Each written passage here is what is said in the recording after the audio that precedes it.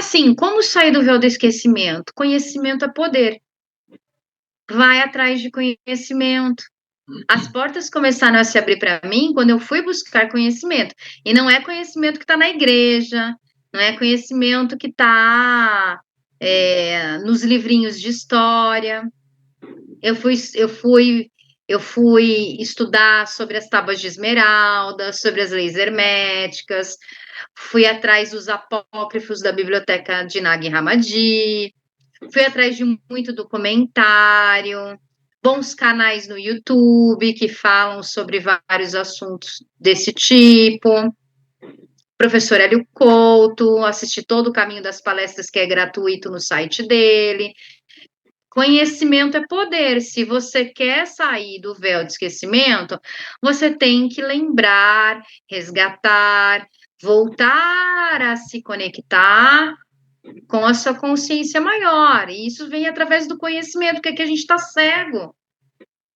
Aqui, nessa terceira dimensão, assistindo o Globo, BBB, trabalhando, acordando, todo dia para pagar boleto, você não vai ter véu de esquecimento, vai continuar com véu de esquecimento para essa vida e talvez, sei lá, para mais quantas.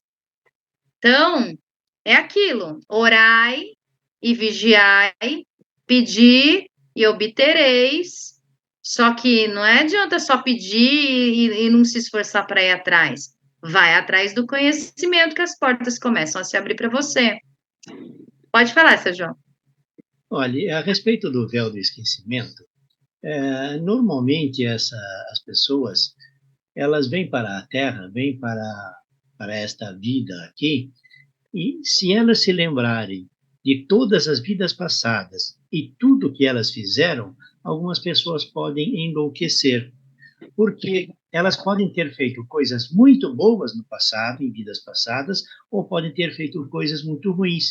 Elas vão se lembrar de, por exemplo, como nasceram, como desencarnaram, coisas que elas fizeram de errado a algumas pessoas, e a vida dessas pessoas vai ficar truncada aqui nesse momento. Então, esse véu de esquecimento é feito com essa finalidade.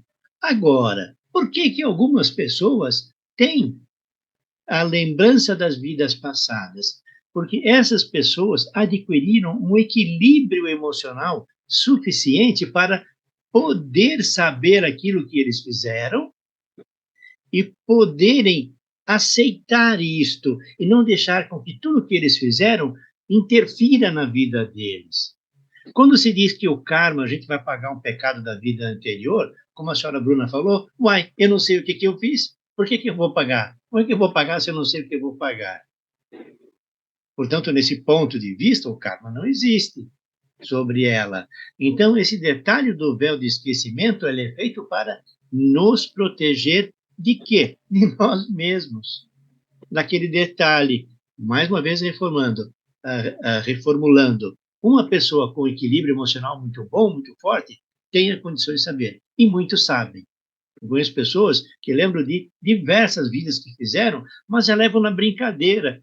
Fiz aquilo errado, fiz aquilo, mas passou. Não sou eu nesse momento, é outra pessoa. Espero que eu tenha esclarecido um pouquinho a respeito desse véu do esquecimento.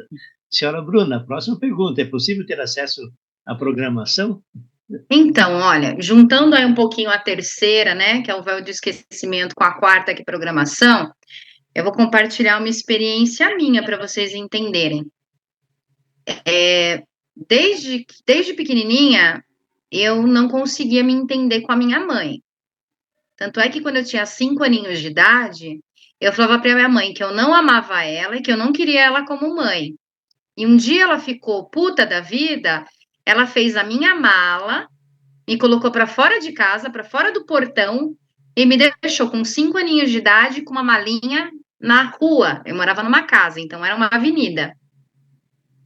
E ali foi a primeira vez que eu tive acesso a seres protetores, enfim, porque eu estava ali, mas eu não estava ali. Meu corpo estava ali, mas a minha consciência tinha saído.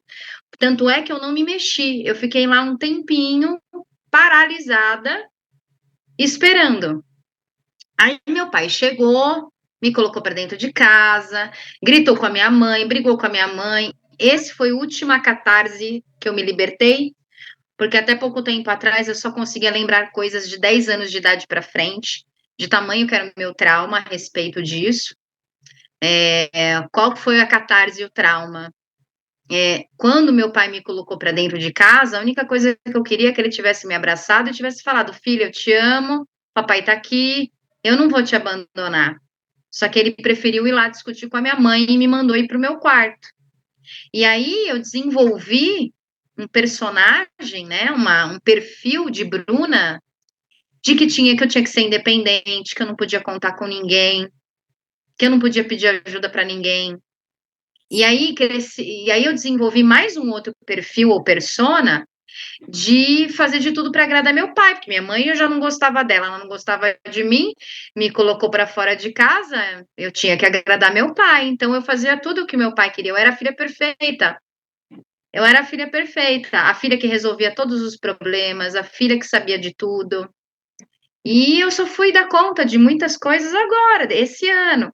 Porque aquilo, liberta que o treinamento vem. Eu estava disposta a me libertar. E aí eu tive que bater de frente com tudo isso. Mas assim, explicando, né? Adolescente, eu também não ia, sabe? Eu não tinha amor pela minha mãe. A gente não tinha uma relação de filho e de mãe. E minha mãe contava que quando eu era pequena, se o meu pai comprava uma blusa para minha mãe, tinha que comprar uma para mim. Então eu ficava disputando o amor do meu pai com a minha mãe. Meu pai faleceu em 2009. Eu morava na mesma casa que meus pais já eram separados. Eu morava na mesma casa que o meu pai. Eu até sabia que ele ia morrer, porque 3 meses antes dele falecer, eu tive uma visão, ao invés de ver ele deitado no sofá, eu vi ele num caixão, e aí a voz, né, falou para mim que em 3 meses ele ia partir, realmente deu 3 meses, ele partiu, ele começou a definhar, ele era super saudável, de repente começou a definhar, definhar, definhar. Nesse momento, eu quase entrei em parafuso, porque eu ficava perguntando para Deus, por quê? Primeiro que eu achava que eu estava louca, né? Primeiro eu achava que eu estava louca, que eu estava imaginando coisa, que era coisa da minha cabeça, né? Que imagina que meu pai ia morrer. Aí quando eu vi ele ficando ruim de saúde, se deteriorando, que em 3 meses ele faleceu, né? Eu falava, por quê? Por que eu recebi essa informação? O que Deus quer que eu faça? Será que Deus quer que eu fale para ele se preparar? Porque teve um dia que meu pai falou para mim, era um sábado, a gente estava pondo fralda geriátrica nele, que ele não conseguia mais nem ir no banheiro sozinho. Meus tios me ajudavam, mas quem ficava à noite com meu pai segurando a bucha era eu. E aí ele falou para mim, filha, eu vou morrer. Eu sabia a resposta, mas eu fiquei quieta, não falei nada. Eu quase pirei nessa época. É engraçado que, né, que os ETs vêm desde outubro me visitar, eu não piro com os ET, mas com essa situação eu quase pirei. E aí eu só fui entender depois. E aí, por exemplo, falam, né? Ai, mas você não ia conseguir suportar se você soubesse as coisas. Eu prefiro 1000 vezes saber. Sabe por quê? Que quando meu pai entrou para o hospital e ficou na UTI, eu já sabia que ele ia partir. Eu avisei meus irmãos, para os meus irmãos virem se despedir dele. Eu pude me despedir dele, eu pude falar tudo para ele, que pedir perdão, perdoar, falar que eu amava. Então eu agradeço por ter tido isso, essa visão, porque eu tive a oportunidade de me entender com ele enquanto ele estava aqui na fisicalidade. É claro que eu poderia fazer isso hoje, por exemplo, sim, porque ele está vivo ainda em algum lugar por aí, como consciência, mas não ia ser a mesma coisa, né? Não ia ser a mesma coisa. E quando meu pai faleceu, começaram a acontecer algumas coisas bem estranhas. O piso do quarto estufou de madrugada, não fez barulho nenhum. Quando eu acordei, estava tudo estourado o chão do apartamento. O freio do meu carro não estava funcionando em plena Bandeirantes, eu moro aqui em São Paulo. Levei na concessionária, era um carro zero, tinha menos de 1 ano de uso. Estava tudo em ordem, com freio. E aí foi uma vidente que falou para mim. Ela falou assim: olha, Bruna, teu pai está aqui, eu estou vendo ele em espírito. Até ela descreveu, e era exatamente meu pai, como do jeito que ela descreveu, ela nunca viu foto, nada, né?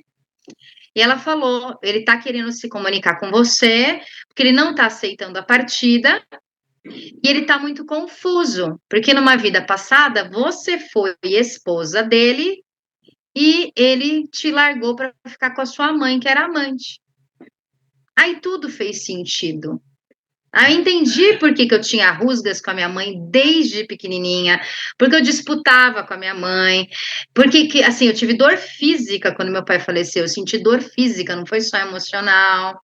Aí tudo fez sentido. Aí eu pergunto para vocês, não teria sido mais fácil se eu soubesse disso tudo desde pequenininha? Eu poderia ter resolvido isso de outra forma. Então, essa coisa do não saber, para mim, é limitante, te deixa na escuridão, te deixa no sofrimento. É claro que olhando hoje com a consciência que eu tenho da física quântica, da mecânica quântica, como tudo já foi, tudo já aconteceu, tinha que ser da forma como foi. Mas eu agradeço pelas informações, downloads, insights que eu recebo, porque abre meus olhos, eu não estou mais cega numa terra de ninguém, graças a Deus. E aí é possível ter acesso à programação que nos foi feita, vai depender, de novo, do seu esforço, do seu empenho, de você ir atrás de conhecimento, mas principalmente de você acreditar que você merece, né? O merecimento começa com você. Você tem que acreditar que você pode, que você é merecedor, merecedora, de ampliar os seus horizontes, de rasgar esse véu e começar a enxergar as coisas sobre uma outra forma, sobre um outro ponto de vista.